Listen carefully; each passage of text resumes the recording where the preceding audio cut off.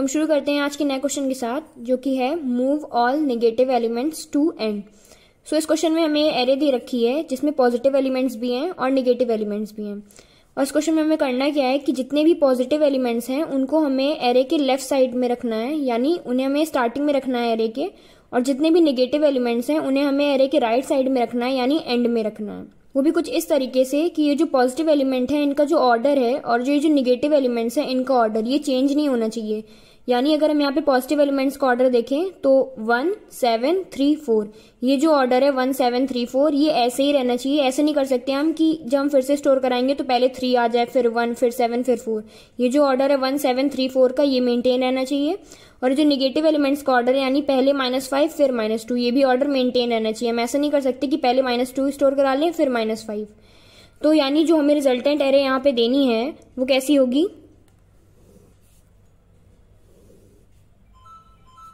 पहले 1, फिर ये 7, फिर 3 और फिर 4। उसके बाद सारे नेगेटिव एलिमेंट्स यानी पहले -5 और फिर -2। तो यानी हमें अपने एरे को इस तरीके का बनाना है। अब इस क्वेश्चन की जो एक्सपेक्टेड टाइम कॉम्प्लेक्सिटी है वो O ऑफ n हो सकती है, और ये जो एक्सपेक्टेड इसकी स्पेस कॉम्प्लेक्सिटी है वो भी O ऑफ n हो सकती है। यानी अगर हम देखें तो इस क्वेश्चन में हम एक्स्ट्रा स्पेस यूज कर सकते हैं। तो अगर हम अप्रोच के बारे में सोचें इस क्वेश्चन की, तो अगर हम एक दूसरी एरे ले लें सेम साइज की ये, और इसका नाम हम रख लेते हैं ARR ऑफ 2। तो हम यहाँ पे एक दूसरी एरे ले लेते हैं। अब हमें करना क्या है बेसिकली कि जितने भी पॉजिटिव एलिमेंट है वो हमें पहले स्टोर कराने हैं एरे में, और फिर जितने भी नेगेटिव एलिमेंट्स हैं उन्हें हमें बाद में स्टोर कराना है। तो हम क्या करें कि हम इस एरे को ट्रेवर्स कर जाएं और देखें कि हमें जो जो पॉजिटिव एलिमेंट्स मिल रहे हैं हम उन्हें पहले स्टोर करा लें एरे में। उसके बाद हम इस एरे को फिर से ट्रेवर्स करें और फिर हमें जितने नेगेटिव एलिमेंट्स मिल रहे हैं हमें उन्हें बाद में स्टोर करा लें। तो हमें अपनी एरे ऐसी ही कुछ मिल जाएगी।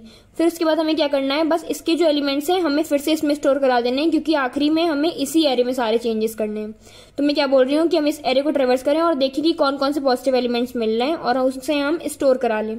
यानी 1 मिलेगा तो 1 को स्टोर करा लेंगे, फिर हम देखेंगे -5 तो पॉजिटिव है नहीं, तो आगे बढ़ेंगे 7 है तो 7 पॉजिटिव है तो 7 स्टोर करा लें।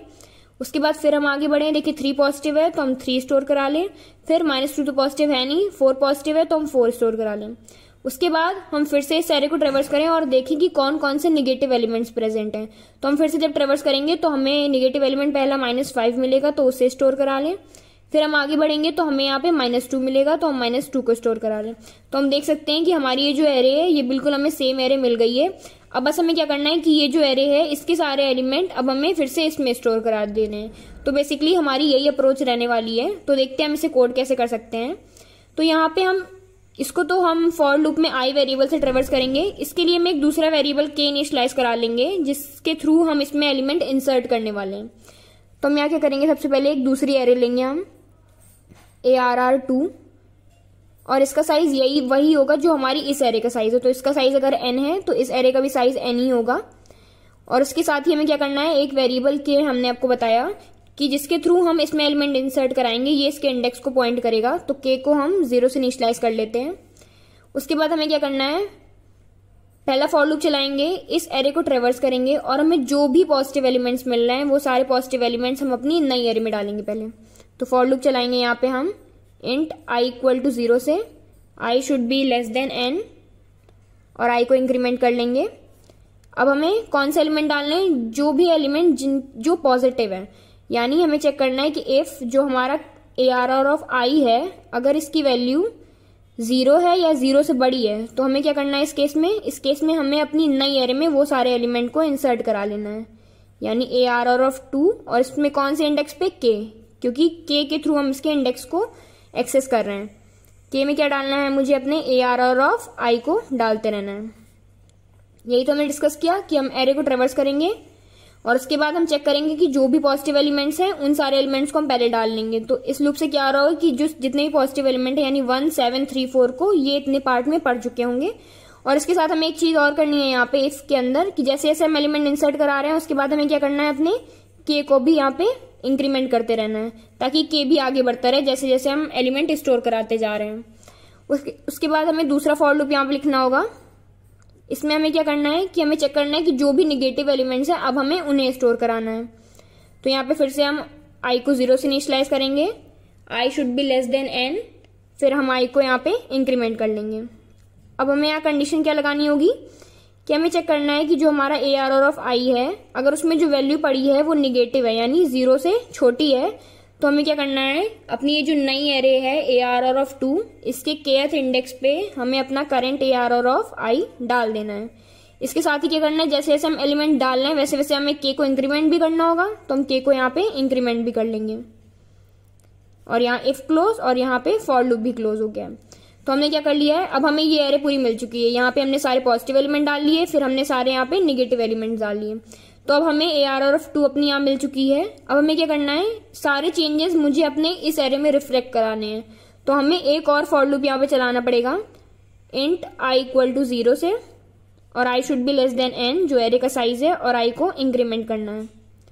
इसमें हमें करना क्या होगा इस फॉर लूप में कि जो भी एलिमेंट इसमें पड़े हैं मुझे वापस से उन्हें इसमें डालना है, यानी जो हमारा ARR एरे है हमारी इसमें हमें सारे एलिमेंट ये वाले डालते रहने हैं, यानी ARR ऑफ 2 के एलिमेंट्स को डालते रहना है। दोनों का साइज तो सेम ही है। तो हम यहाँ पे क्या कर रहे होंगे कि जो भी एलिमेंट है 1 को पहले यहाँ डालेंगे, फिर 7 को यहाँ पे डालेंगे, फिर 3 को यहाँ पे डालेंगे, 4 को, एंड सो ऑन। इस तरह हम पूरी एरे को उसमें रिफ्लेक्ट करा देंगे सारे चेंजेस जो भी हैं इसमें। तो इस तरीके से हमारा ये कोड कंप्लीट हो गया है। तो आइए एक बार इसका हम ड्राई रन भी करके देख लेते हैं। हमने यहाँ पे एक नई एरे ली है सेम साइज की। हमने क्या किया है k को 0 से इनिशियलाइज कराया था, यानी k अभी यहाँ पे होगा। ठीक है, हमने क्या करा है कि ये पहला फॉर लूप क्या है, इसमें हम i को 0 से चला रहे हैं, i should be less than n, और i को इंक्रीमेंट करते रहेंगे। तो यहाँ पे ठीक है, अब ये क्या है यहाँ पे i यहाँ पे अभी हमें क्या करना है, हमें चेक करना है कि क्या जो मेरा करंट ARR ऑफ i है क्या इसकी वैल्यू 0 से बड़ी है। तो जैसे कि हम देख सकते हैं कि हमारा जो करंट ARR ऑफ i है इसकी वैल्यू 0 से बड़ी है। तो हमें क्या करना है अपनी नई एरे में kth इंडेक्स पे यानी 0 इंडेक्स पे अपनी वैल्यू को डाल देना है, यानी यहाँ पे 1 पड़ जाएगा। और फिर हमें क्या करना है k को इंक्रीमेंट करना है, यानी अब ये 1 इंडेक्स पे होगा। ठीक है, फिर ये i यहाँ पे इंक्रीमेंट होगा तो i अब यहाँ पे आ जाएगा। फिर चेक करेगा कि क्या करंट ARR ऑफ i 0 से बड़ा है यानी पॉजिटिव है, तो पॉजिटिव नहीं है तो हमें कुछ नहीं करना है, i को फिर से इंक्रीमेंट कर देना है। 7 फिर से पॉजिटिव है तो फिर से हम यहाँ पे डाल देंगे ARR ऑफ 2 में kth इंडेक्स पे वैल्यू 7। उसके बाद k को इंक्रीमेंट कर देंगे, अब k यहाँ पे आ जाएगा। फिर हम चेक करेंगे i को इंक्रीमेंट करके कि क्या करंट वैल्यू बड़ी है 0 से, तो बड़ी है तो उसी तरह यहाँ पे 3 आ जाएगा, और फिर k इंक्रीमेंट हो जाएगा।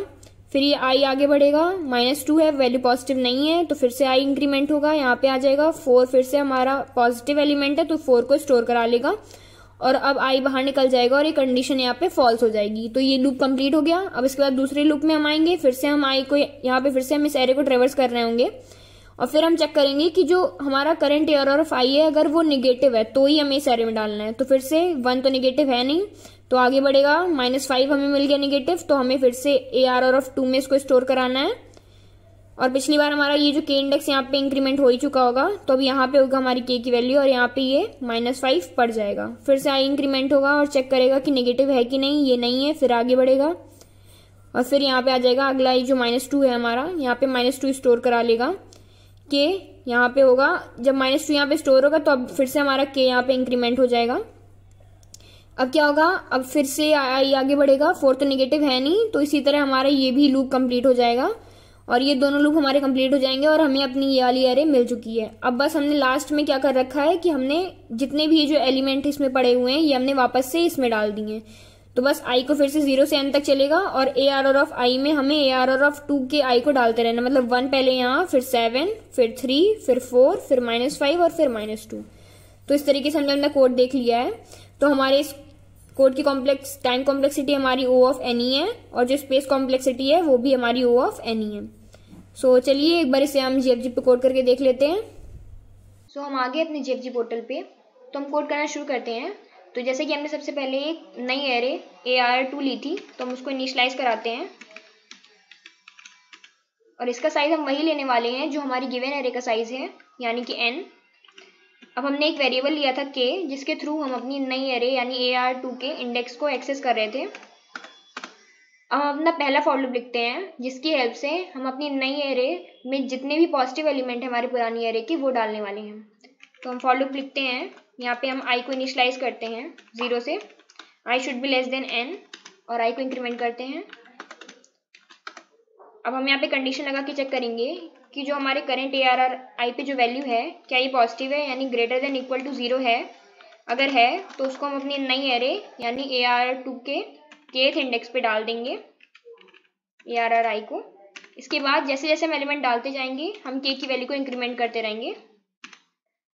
तो हमारे पहला फॉर लूप कंप्लीट हो गया है। अब हम दूसरा फॉर लूप लिखते हैं। इस फॉर लूप में हमने क्या किया था कि जितने भी निगेटिव एलिमेंट है हमारी गिवन एरे में उन सारों को हमने अपनी नई एरे में डाल दिया था। तो यहाँ पे भी हम फिर से आई को इनिशियलाइज करते हैं 0 से। I should be less than n, आई को इंक्रीमेंट करते हैं। अब हम यहाँ पे फिर से कंडीशन लगाएंगे कि इफ जो करंट हमारा ARR ऑफ i है अगर ये निगेटिव है यानी लेस देन 0 है तो हम अपनी नई एरे में इसको डाल लेंगे ARR2 के kth इंडेक्स पे ARRI को, और डालते ही हम अपने k को भी इंक्रीमेंट करते चलेंगे। तो हमारा दूसरा फॉर लूप भी कंप्लीट हो गया है। अब बस हमें अपना आखिरी फॉर लूप लिखना है जिसकी हेल्प से हमने जितने भी एलिमेंट जो हमारे ARR2 में हैं उनको हमने स्टोर करा दिया था वापस से अपनी गिवन एरे में। तो फॉर लूप लिखते हैं। आई को इनिशियलाइज करा, I should be less than n और आई को इंक्रीमेंट करते हैं। अब हम यहाँ पे अपनी ARRI में स्टोर कराएंगे ARR2 के एलिमेंट्स। सो हमारा कोड कंप्लीट हो गया है। तो हम चलिए इसे अब कंपाइल रन करके देख लेते हैं।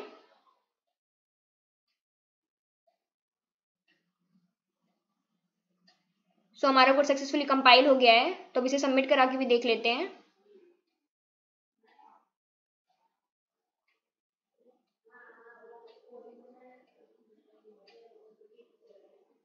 सो हमारा कोड सक्सेसफुली सबमिट भी हो गया है। सो आई होप गाइज आपको ये वीडियो समझ में आई होगी। अगर आपको इससे रिलेटेड कोई भी डाउट है तो उसे आप कमेंट सेक्शन में पूछ सकते हैं। So thank you for watching and please do like share and subscribe our channel.